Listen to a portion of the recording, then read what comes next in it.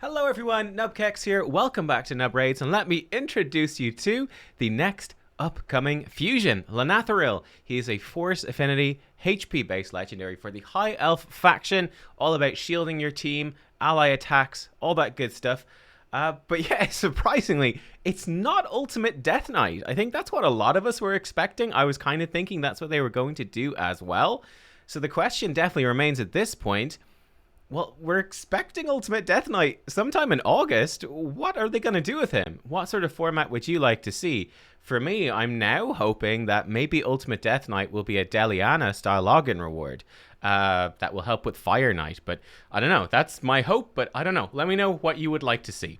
Anyway, let's take a look at Lonatharil. Actually, before we do, what are the details for the actual fusion event? Well, it's going to be starting on the 4th of August. That's next Thursday. So pretty much right after CVC ends. We're going to have CVC Tuesday, Wednesday. Then on Thursday, this is going to kick off. And again, watch out for this fusion, right? Because not this weekend, but next weekend. So as in the weekend right after this starts, it should be 2x Sacreds. And we're probably going to be needing to get some stuff from those 2x Sacred pulls. And then there's going to be a Summon Rush the following weekend. So definitely watch your shards. I feel like 2x Sacred events during fusions is the most difficult type of fusion because it's so difficult to get Sacred shards.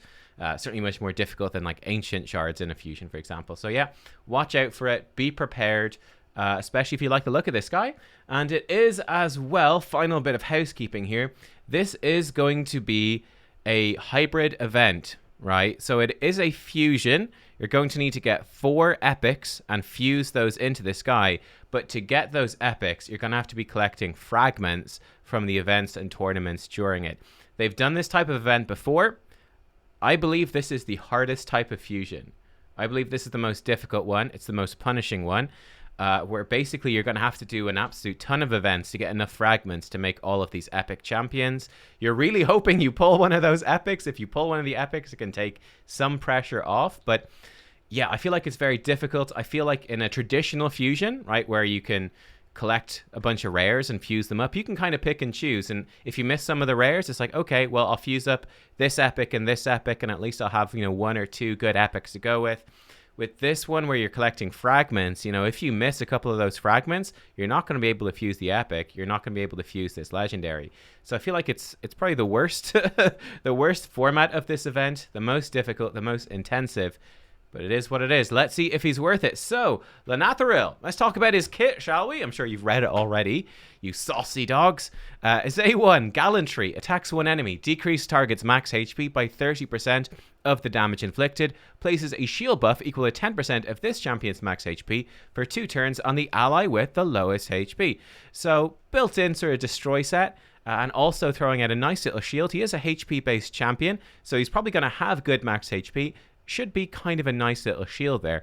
So not too bad. Gonna help you a lot against the Scarab boss, right? Decrease max HP is gonna help against Scarab and Doom Tower. His whole kit's really built for that. And then shielding regularly your lowest HP ally, that's going to help as well and help them stay alive. I think it's quite nifty too in the Hydra. You go into the Hydra, Head of Decay, keeps attacking your lowest HP champion and putting heal reduction on them. They can't be healed up. Well, this shield can help protect them and keep them alive until that heal reduction falls off. So not bad. Flicker Barrier then, his A2 has a 5-turn cooldown. I'm guessing this will book down to a 3-turn cooldown, but it is a guess. Maybe it books down to a 4-turn cooldown. Usually, this sort of move will probably be a 3-turn cooldown, though. Attacks all enemies, places a shield buff on all allies for 3 turns, equal to 20% of this champion's max HP. So, AoE attack, this should be a pretty sizable shield, pretty good shield. And again, we're expecting 3-turn cooldown, 3-turn shield, full shield coverage. And that's really useful, especially, again, against Scarab. Get a good shield that's up for the full time against Scarab. Really nice. And then even replace some of them if the Scarab steals some. Really, really good. If there are any dead allies, places a shield buff on all allies for 3 turns equal to 30% of this champion's max HP instead. This buff cannot be removed, stolen, transferred, spread, or have its duration increased or decreased by enemies or allies. Now this is extremely good. This is extremely good, especially for that Scarab boss. As I just alluded to there, the Scarab boss does attempt to steal your shield buffs. That's his attack, his AoE attack with a cooldown. So if you send in a good 4-person team led by Lonatharil here, and then you put in like a level 1 common champion, they die off and you leave them dead. Now he's going to be putting up a really big shield for 3 turns that can't be removed by that Scarab on your 4 remaining guys, and you can really, really easily then farm down that Scarab boss. I think this is really good. Yeah, so cheeky use for this here, but actually very useful for what it is. This is going to make Scarab so much easier. It's one of the hardest bosses for a new player to get through. This is a big deal.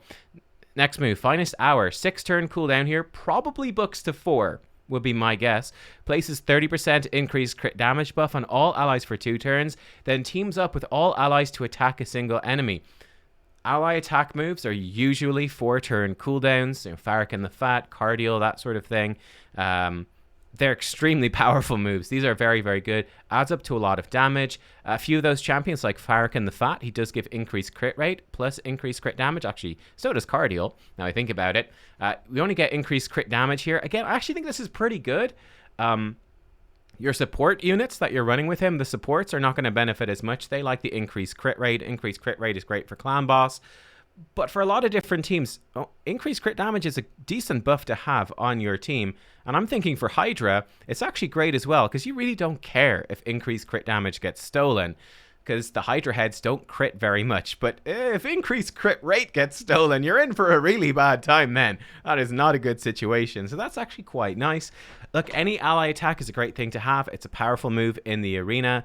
It's going to be really powerful for faction wars. He's going to be a beast for high elf faction wars, especially if you have Deliana as well. Like, you're sorted.